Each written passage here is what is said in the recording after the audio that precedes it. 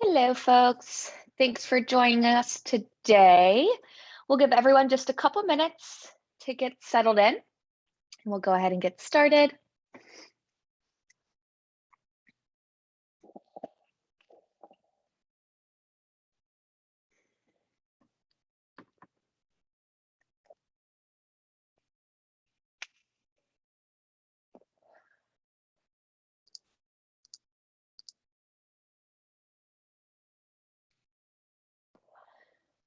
Thank you all for joining.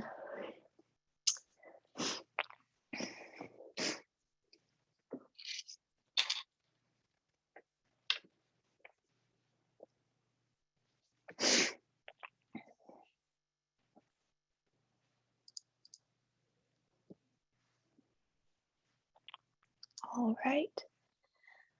We'll give everyone just a couple more minutes to get settled in. We'll get started.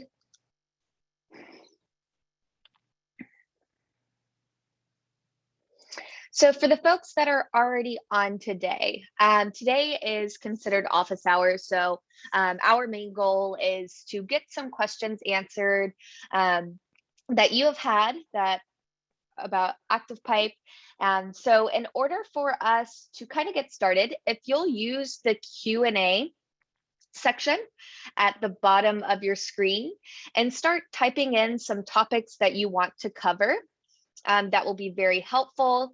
I've got some stuff for us to fall back on if no questions are asked, but really this time is for you all. We want to make sure that we are covering some topics that you've been interested in learning a little bit more about, maybe something that's a little unclear.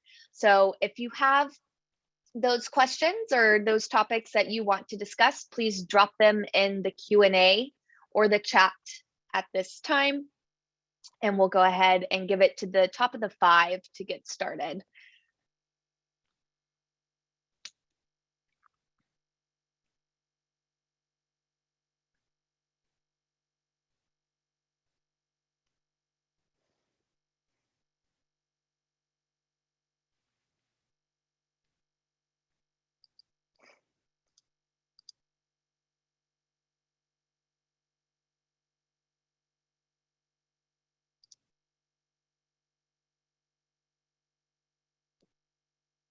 Welcome.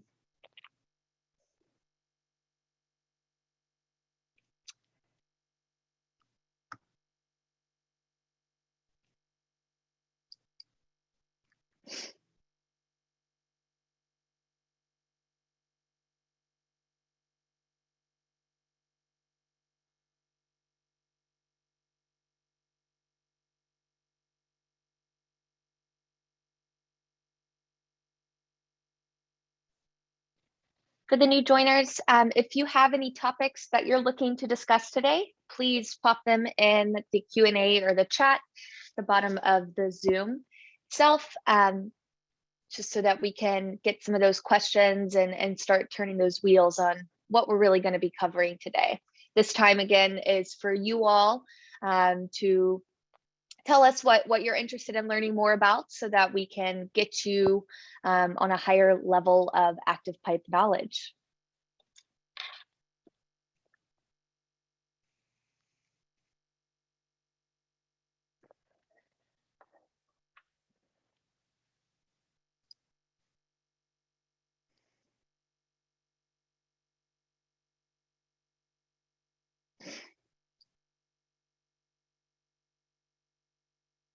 All right.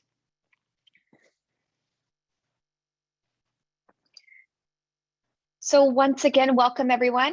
I'm Taylor Ritchie over here on the customer success team at Active Pipe. What we are doing today with this month at Active Pipe is going to be covering topics that you all are interested in. So I know I've mentioned this a couple times. Sorry if you've heard it a couple times already, but start dropping those questions or topics into the Q&A and chat box. So we have some stuff to start off with. I've got a couple of topics that I will be covering to fill in some time, but really this time is for you. It's for you to get those questions answered that you want. to know a little bit more about the product. I'm going to go ahead and share my screen, and we have our first question in. So I'm going to start off with that one. So the first question was, can I set and adjust the parameters of someone's home search manually? How do I tell when emails have been sent to individual contacts? So when you are adjusting the parameters of someone's home search manually, you'll want to do this in the email builder. So in this situation, it seems like you're sending out an email specifically to one of your contacts. They have a very specific home search that they're looking to do. So what you'll want to do is actually come into the email builder itself. And when you go to create email, we'll have our property grid in this email here, and how you're going to set up those parameters and to really dive into what your customer is really looking for. You'll want to use this automation toggle here. So when you turn that automation toggle on, you'll then have the opportunity to define your properties. So a couple of things once you get into define your properties is, first you have the basics that you can go through. And this is a good time to note a new update that we actually had roll out last week. And it's just the ability to be more flexible with property types. So this would be your first step in finding those parameters for your contact that they're looking for. If you had a property type and they were looking for just a single family home, you could come and uncheck all of those and click single family. You'll also see that we have some new options in here, being land, farms, industrial, warehouse, offices, retail. These are all going to be new to the product as of last week. But your first step would be to choose your property type. If they're open to any property type, then you can click off. Your listing type is going to be important as well. So if they're looking for leasing or to actually buy, you can define that under the listing types under here. Under listing status, we have our current, sold, and withdrawn. We'll have a coming soon or off market section coming soon as well.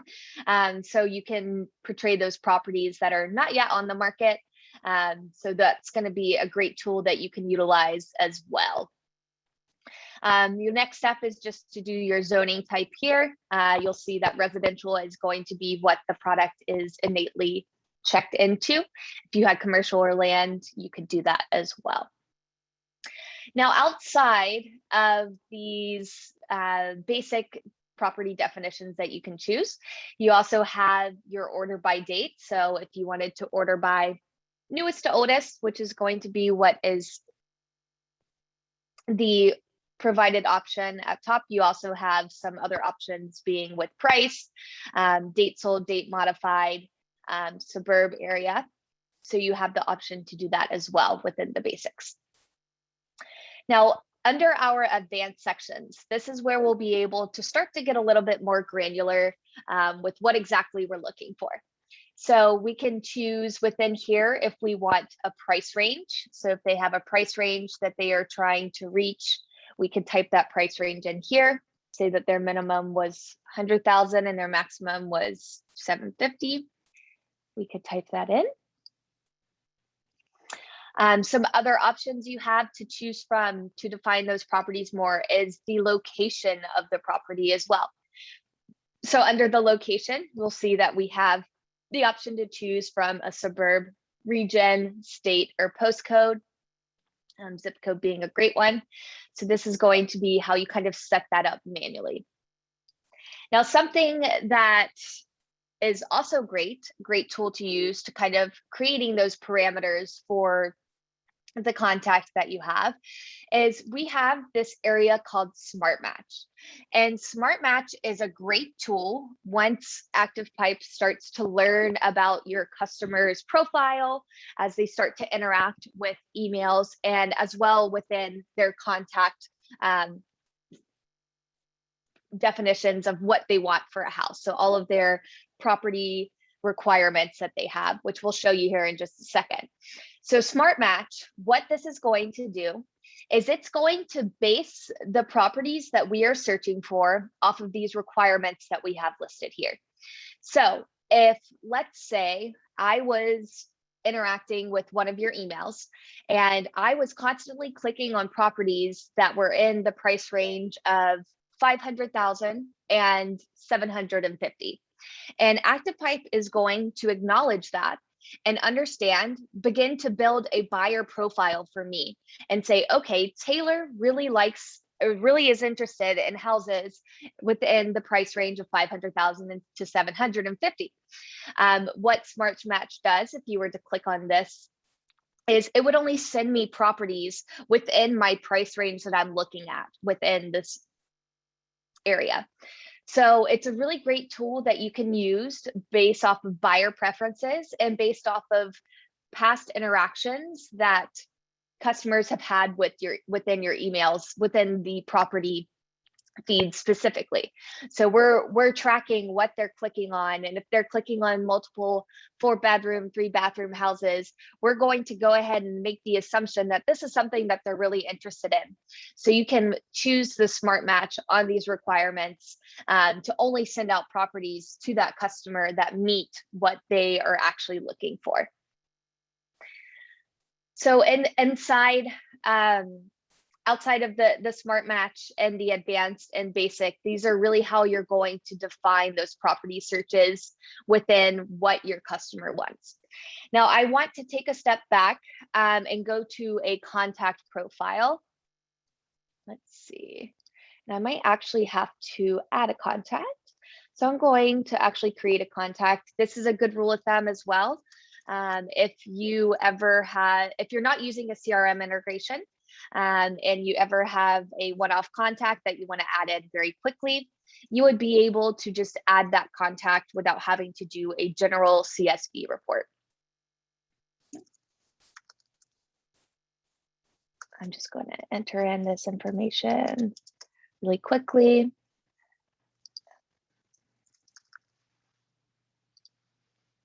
Cool. So what we'll see when I actually go into my profile, my customer profile, is over here on the little dots, these 3 dots, if you click into this, and this is for those non-CRM users, once again, if you are a CRM user, all of this information is going to be grayed out, and that is because we're pulling that information directly from your CRM. Now, with the integration of preferences, if we are doing some work around building out the integration. So if you have a request to be pulling in those property preferences, those buyer preferences from your CRM, reach out to your customer success manager and they will be more than happy to help you get that set up on the CRM side. Those that are utilizing a CSV file, this is where you would come in and add those buyer preferences. So going back to what we were just looking at in the Smart Match, where we were price matching and we were matching based off of their bedroom requirements, you have the ability to enter in that information here. So if you are on enterprise, you'll see that you have this classification area as well, so that you can indicate maybe their first home to buyer, so that you can start sending in content that would be relevant to what the home buying process looks like. For a location, we can just enter in our location here, and I'm going to put mine. And you'll see it's actually pulling directly from Google.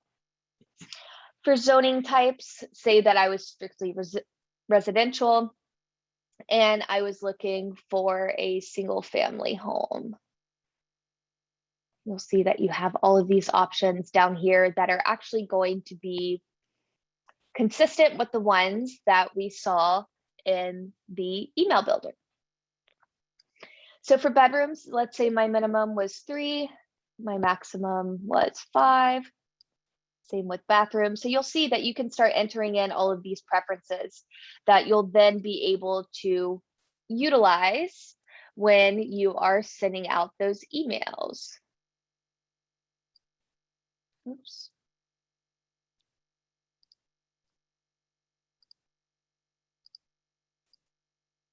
looking for a really big lot here. And then you can also put in that listing type too. So not necessary that you enter in all of that information for a buyer preferences, but even a little bit of information is going to be helpful for you to start automating these emails and automating the properties that are going out to these customers based off of what they actually want. So maybe start thinking about your current sphere that you have, and that information that you already have for some of those customers. We can get that information into Active Pipes so that you can start creating those emails and really being able to smart match what their preferences are into the actual email itself. So we'll go back to here just to show you one more time. So if we have that grid under define properties, you'll choose your basics, then you'll go into your advanced where you can get some more information. But what we're really focusing on here is using Smart Match based off of those buyer preferences that we have within the tool. Great. All right. Let's see. Second note to that question, how do I tell which emails have been sent out to individual contacts? So you will see that in your reporting side. So I'm going to go back into a different demo account that has some emails already sent out previously. Okay. And under your campaigns section here, if you go to a finished campaign and you click on this view report button here, we're going to see a list of how many emails were sent. You'll have your interactions within the contacts interacting with those emails and content. You'll have your views, your total views, and your unique views, and your metrics. Now, if you are looking for an exact breakdown of the contacts that have been sent to, another way that you would be able to do this is when you're creating a campaign. This one that I was just showing you was sent to all contacts. So all of your contacts received this email. Now, another way that you would tell is if you went to your tags, and then you can filter your contacts by those tags. So let's say, in theory, let's actually see if we have a campaign with one of these in there. So all contacts again. Let's see here. Okay, so in this campaign section, I'll just build one out really quickly so that we can kind of get the idea of where I'm coming from. So in this section here, when you are choosing what contacts to send it to, and this can be done in the campaign builder or through the quick send within the email builder. So let's say that we were actually sending this to, and I'm going to type in buyer, our buyer tag. So under our buyer tag, what we would be able to do, say this was a campaign that was already sent out, you could come to your contacts, and I'm going to go into a user section because I was in a admin, which do not have contacts, good rule of thumb as well. So under our contacts list here, if we were searching for the contacts that were sent out by a certain tag, you'll have that contact list, and you can go to these filters where you can enter in this filter for the tag to see who in your contact list has this tag. That way you can cross-check if you wanted to know the exact names of who that campaign was sent out to. You can also download the CSV. You can add multiple tags within here. So say that you actually sent this out to your buyers and your primary sphere. You would be able to add that in there as well, and you'll see who has those contacts. We'll see that I actually was on all of these. So what all of these means in the filter, this is and all encompassing. So this is an and statement. Think of this as an and statement. So what my filter was for right here is if a contact has the tag buyer and the tag primary sphere. Now, if I was looking for any of these, which in the case that we are sending out a campaign to multiple different tags, we would want to see who has both of these. So this is an all-encompassing one. So if we apply that filter, it's going to show us those folks that have both the buyer tag and the primary sphere tag for choosing any of these. Because one of these customers could have both tags or one could have just one. And we want to make sure that we see a full list of who that was sent to. Okay, great question. All right, moving on to the second question that we've had. With sending out properties coming soon, how is ActivePipe pulling that information and properties? So we're pulling that directly from the MLS.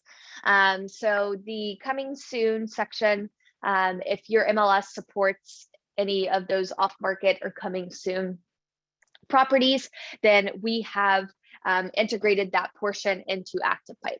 Now, if you're using an internal tool like Dash, for say, there needs to be a conversation with your CRM or your CSM about how those properties are pulling in.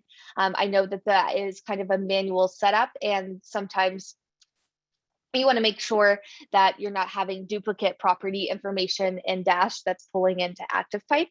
So strategize with your CSM on what those coming soon property looks like with your current CRM, and it will be live for those that have the ability to do so.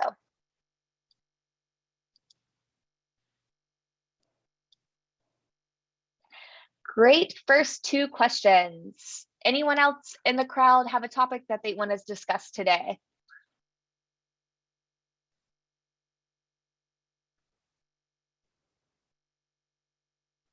Don't be shy.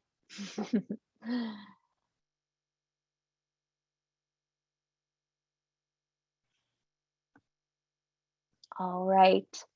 Well, I am going to just go and do a little bit of showing of how you can do a couple of other things. Oh, looks like we have a question. I will pause that.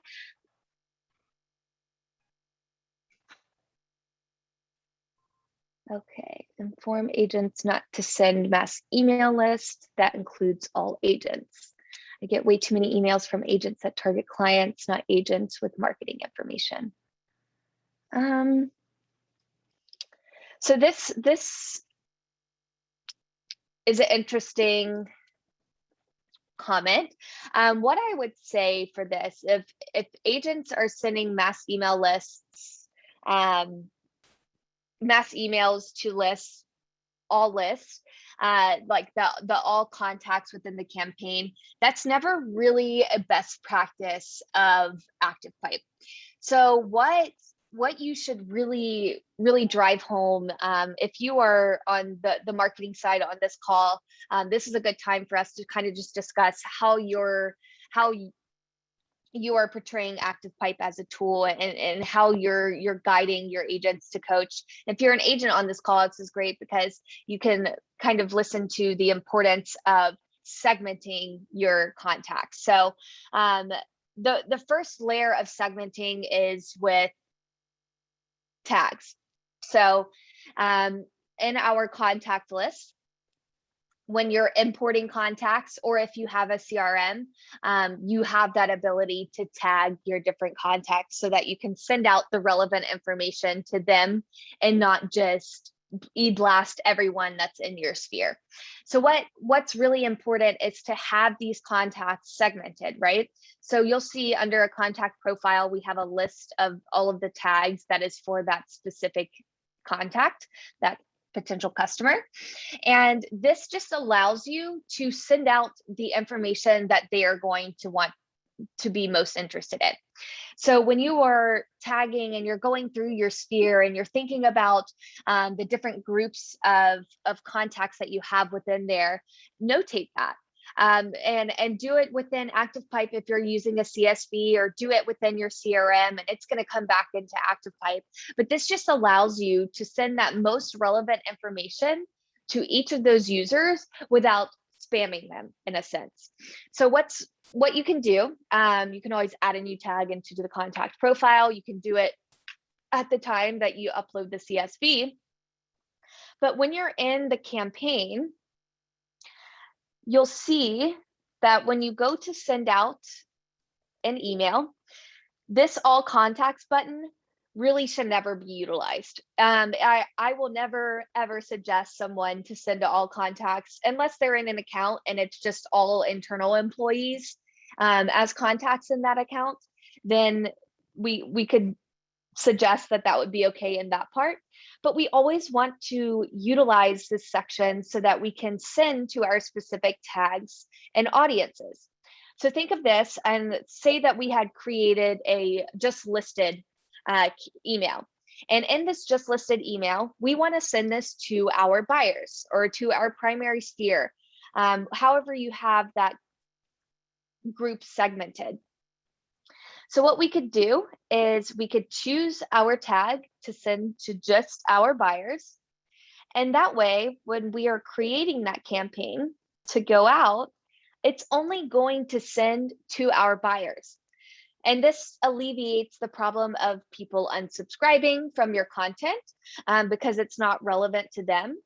Though sometimes unsubscribes are good because it helps you clean up that database. But if you're sending them content that's not relevant to what they need to see, so if they're a seller, they probably don't want to see what's new on the market. They may have indicated that they do want to see what's new on the market, so they know what's relevant to what's going on around them. If they have their house listed at the correct price, whatever, that could be a certain edge case. But majority of the time, sellers don't really want to know new listings in their area. They would be more interested in just solds in the area, so they can see what that price point that it sold at, what it was listed at, and be able to kind of cross-check and understand. They may be interested in your newsletters, but a seller is not going to be interested in a just listed campaign. So really just utilizing these tags and audiences, which I'll jump over to here really shortly, but utilizing this as a way to segment and really get down to the most important information to those customers. That way they are interested in what they're reading.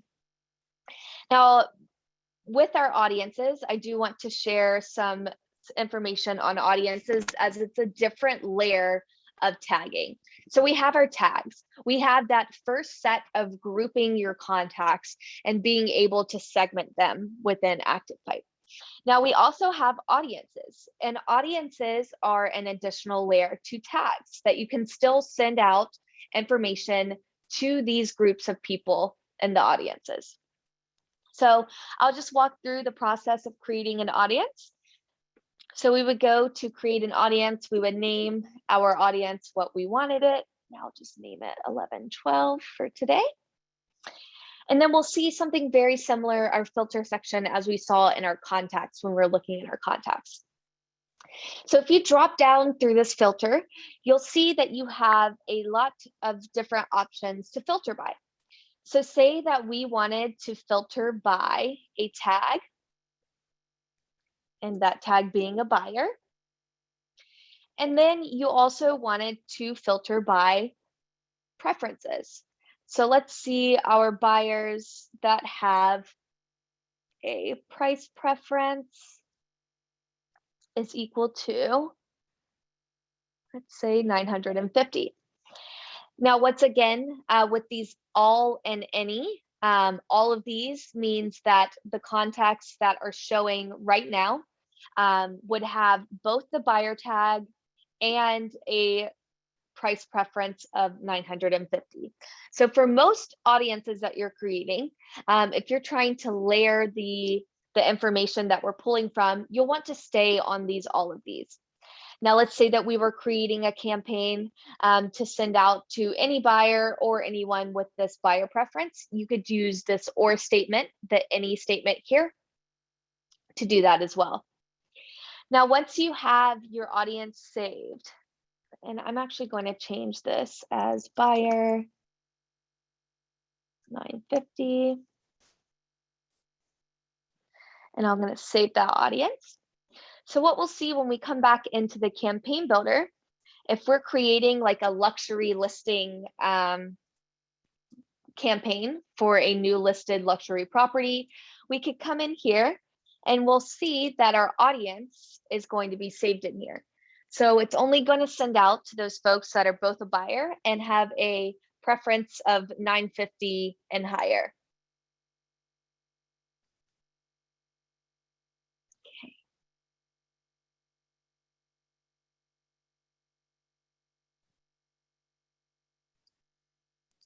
All right.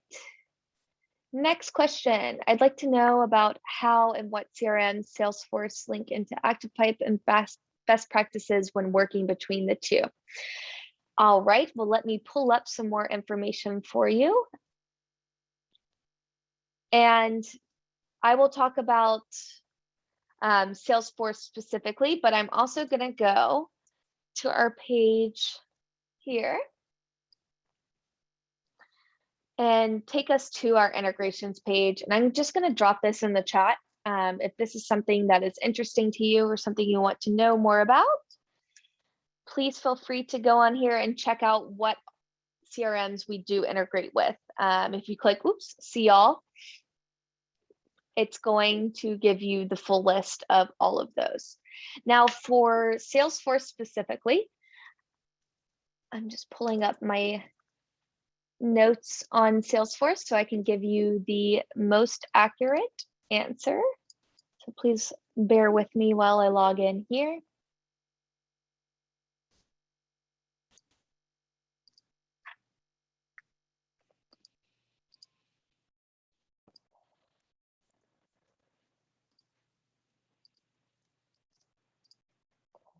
All right.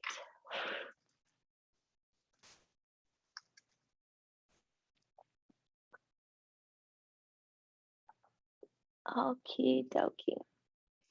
So for Salesforce, what we do is we connect contacts within Salesforce that are coming in to ActivePipe.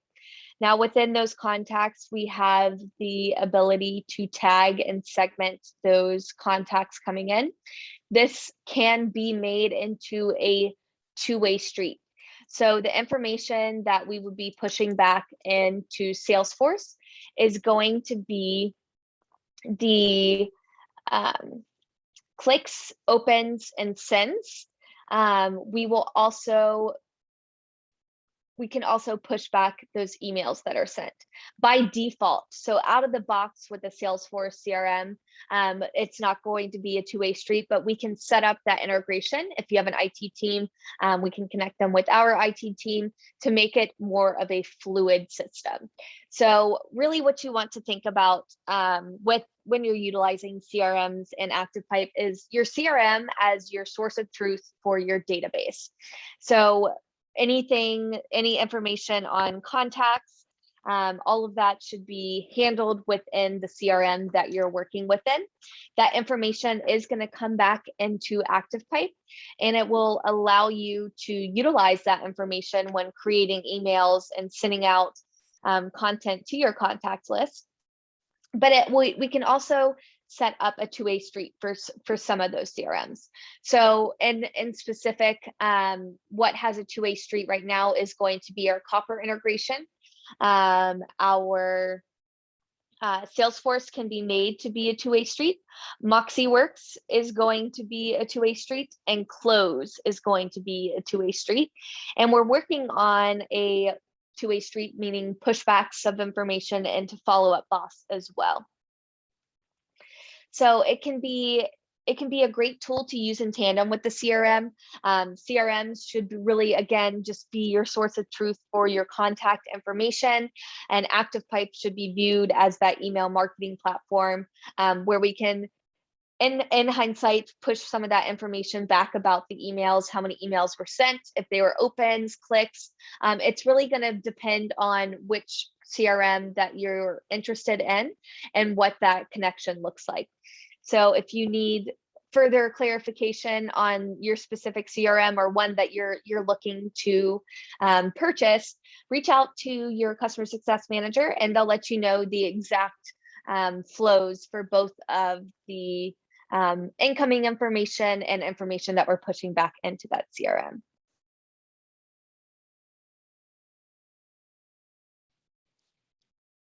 Okay. Great. So we have a next question. Can you walk through how to set up campaigns for these buyer preferences? Yes, I can absolutely do that. So we would want to start in the email section. And we're going to create an email, and I'm just going to choose a random template.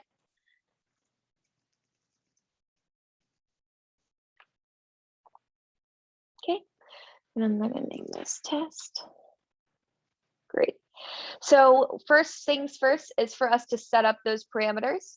So we'll want to go in to define our properties. We'll choose our property types. Of course, this is not working and now in my demo account, but we would come under these smart match requirements. So this is where those buyer preferences that we're entering in, this is where it's going to acknowledge it within the product once again. So say that we wanted to use smart match for all of their requirements. So it's going to pull a matter of what we have for that specific contact and utilize that to send out. Now, something that's scary to a lot of folks is if this area says it looks like there's no properties that match your criteria, this is normal. So think about it as we are in the email builder and we are asking the email builder to match requirements based off of contacts, but we have not indicated which contacts that we are sending this to yet. So it is normal for this to show up that there are no properties that match the criteria because we are going to check at the time of send based off of the contacts, their requirements, match that with your MLS, and then pull that property into the email itself at the time of send. So just a side note there, you will set up your requirements based off of that smart match, and you'll go ahead and click save. Now, when you're ready to send out a campaign based off of those buyer preferences, is you'll come into that campaign section. And you'll choose the contacts that you want to send that to. So let's say that this was going to our buyers and where to, oh, here it is, buyers and primary sphere. Okay. Then we would come to set our date and time. You can even have this repeat on a weekly basis. If you are on auto or above, you have the ability to repeat the schedule so that this is sending out on a weekly basis or a bi-weekly basis, whatever it may be, your preference. So you would enter in that date and time here. And then you would want to choose that email to send out. So we have our TMAP example from today, and that email, if we wanted to go ahead and double check, we could come in here, make sure that our requirements were still in there. Cool, we're good to go. And we can go back to our campaign. So this is what the campaign would look like for that buyer preferences. Your next step would just be to save and activate, and then it's going to send those relevant properties to the contacts that you have indicated by matching off of their buyer preferences. Now, another way that you could set this up, and we're getting kind of into a different portion of the campaign builder, is we could say that on subscription or if a tag changed. And what this means is if someone in your database was recently added as a buyer, then we can tell this campaign to go to anyone that is currently added as a buyer and has been added as a buyer recently. So you could save and activate this campaign, and you could have this campaign running for a year, let's say. And anytime you added a new buyer contact that contact is going to receive this email based off of their buyer preferences. So this is a good way for you to kind of really get into that set and leave it attitude, creating campaigns that are going to be triggered and running based off of different requirements that you have set previously.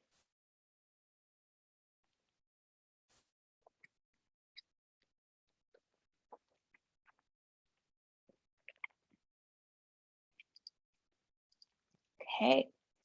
Any other questions? Great questions this far.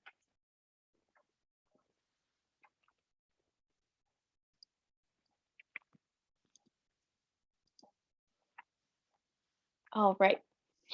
I am just going to go show a few things within the email builder that aren't as widely known, but could be helpful for you if you're really design centric and you're looking to create an email that has a really good look. So I'm just going to come in to this campaign here. And a couple things that I want to show you are just text panel options. So we'll see, we have our oh, and I already had one in here. We have our text panel here, and most folks know you can come in here, you can bold, italicize, change the font color if you wanted to. All of your fonts are going to be located here. Something that's really interesting that some people aren't aware of is you can actually turn this text box into, oops, and I cannot text today, turn this text box into a button. So if you type out contact me and you highlight that and you click this little square with an arrow here, it's going to give you the option to turn this into a button. So say that we wanted this to actually go to activepipe.com. We can click continue, and you now see that we have a button in this text holder. Now, something else that's really neat within this text panel is if you click on that gear icon, you'll see that you can innately change the amount of columns that are within this. So let's say that we actually wanted to have 3 buttons side by side. And as you know, if we are using this button in here, it's just going to have it centered, but we can have a recreate what this would look like with side by side.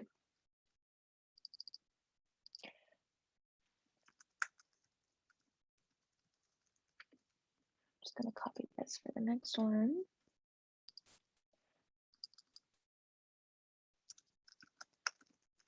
So this could be interesting if you were doing some work where you weren't using the smart feed option and you were actually utilizing the blog. You were trying to recreate, what it would look like to have a blog post within, or you wanted to portray 3 different properties in a different format than using the property panel. You can align it so that you have the images laid on top here, and then this contact me button that is going to be right under it. So this just allows you some flexibility within the text panel that you can actually link out text and make it a button within this text panel. See this being used a lot for folks that have like a blog post. They're recreating the image of like a blog post to say there's some information and we wanted to actually change this to read more. You could link out the blog post here. Oops.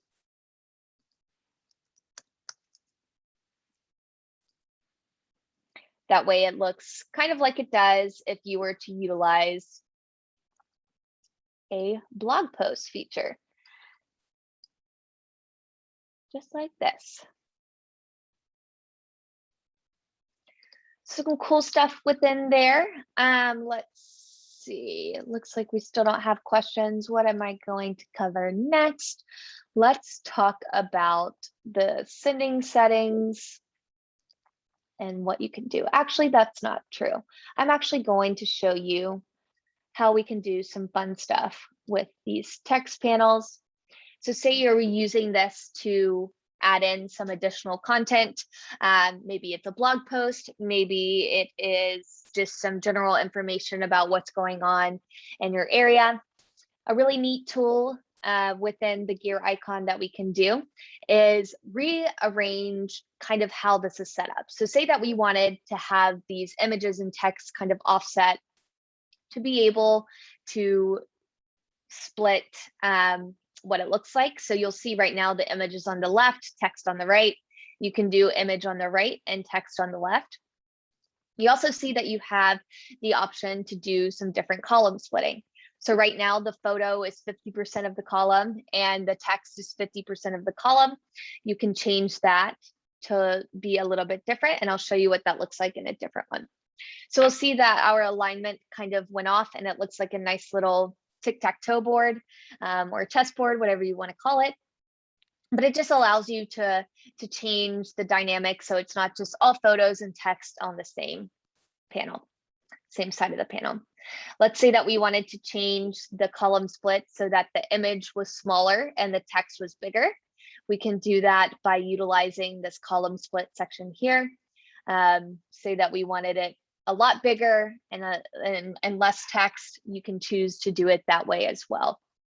So this is a great tool to use if you want to kind of recreate the look.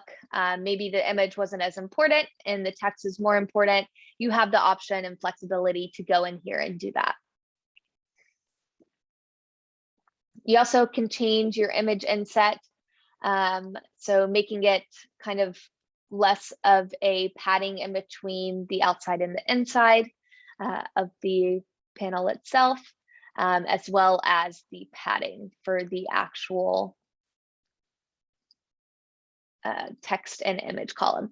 So you'll see we have some padding on this one, whereas this one is going to be flush to each of the ends. If you wanted to add just a little bit of padding, you could absolutely do that as well. So just some ways that you can really get design centric and start utilizing the text and images to kind of recreate what exactly you want your email to look like.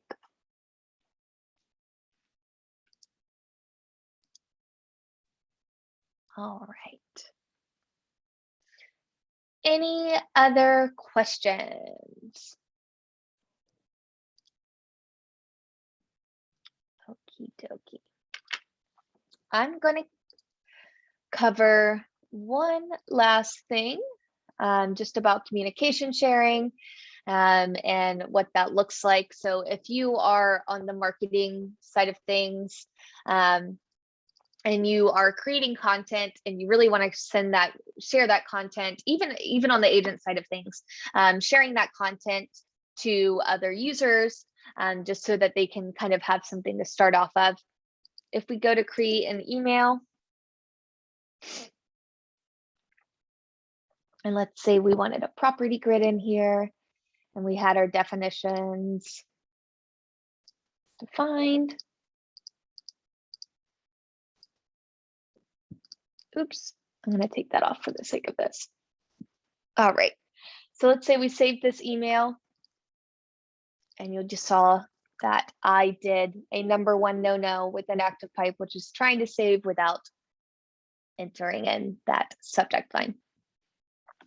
So something you can do once you have created an email is if you have communication sharing turned on, then you can share this content to anybody else that's in your organization. And this just allows you to, if you're on the marketing side, to create content to share down to those agents so that they can utilize it. But it also allows agents to share ideas with each other. If they worked really hard on a really nice newsletter design and they wanted to share it with someone else that they worked on a team with, they could transfer it by choosing to share with a specific user. So let's say they actually wanted to share it with this person. They could add it. And I'm actually going to do, let's do Clint. You can add to share it, and when you click next, You can also choose to notify those users that you're sharing an email with them. So they'll have a notification in their inbox that content has been shared with them. And you can also write them a little message in here if you wanted to. But you go to share, and then let's say that I went into that user's account that I shared that email with. It's not going to live in the emails list, but something you'll see is when you go to create an email, under shared emails, we have that email that we created.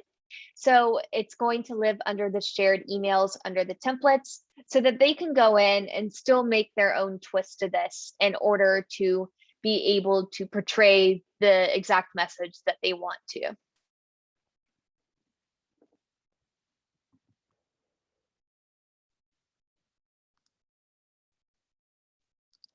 Okay. Let's see some other questions I've gotten recently. Let's see. Something that some folks don't know about, and it's just good to know within the tool. Within the email builder itself, we have these 3 dots up here. And if you click on those 3 dots, it's actually going to show you what those sender details are. So you can always double check, make sure that it's coming from that correct email name and it's going to the correct email name that's coming back to their inbox. So just a good rule of thumb to take a look at that if you're interested in seeing what your sending details are. We have the opportunity to do some changes of this on the back end of things. So if you ever need to change your to and from address, then we can help you with that internally.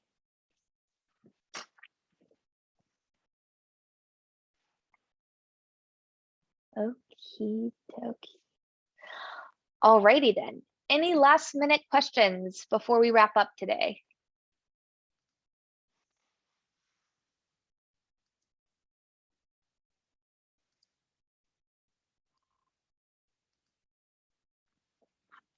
Okie dokie.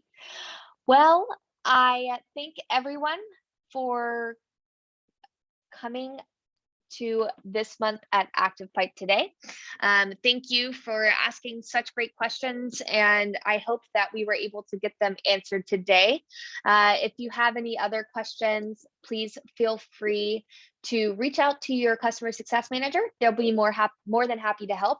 Also, as per usual, I'm going to show you where you can find some additional resources for Active Pipe. If you go to activepipe.com, under our resources tab, everyone on here is familiar with our webinars tab because you're here today, but all of the past webinars, all of those past TMAPs are going to be located down here. So if there was one that you really wanted to go to, it didn't fit in with your schedule that day, no worries. We record them all and we post them down here for you to take a look at when you are available. Secondly, under our resources, we have our knowledge base right here. And our knowledge base is going to be a great question to ask, a great place to ask questions. And we covered creating an audience today. Some of you may not have explored creating an audience prior to speaking about it today, but if you click audiences into the search bar, it's going to give you a great one-pager on how you create your audience. And this goes for anything that is active within ActivePipe. So if there is a portion of the tool that maybe you're just falling back a little bit on, please feel free to utilize our knowledge base. It's very robust and we update it frequently. Anytime we have a new product released, there's going to be a knowledge base article on that. So it's a really great place to go for your initial questions to see if we can get them answered there. Obviously, your customer success managers are always here to help you in addition to that, but this is a great place to do some self-learning. Alrighty. Well, thank you again for joining today. I hope that we got all your questions answered. If you have not signed up for the upcoming team apps of this month, please take a look at them. We're going to be doing a big announcement on a new offering that we have next week. This is about custom newsletters. So would love to see you all come to that as well and learn about how ActivePipe is going to be helping brokerages create custom newsletters. Thanks again, and I hope everyone has a great rest of your Friday and a wonderful weekend. I'll talk to y'all soon.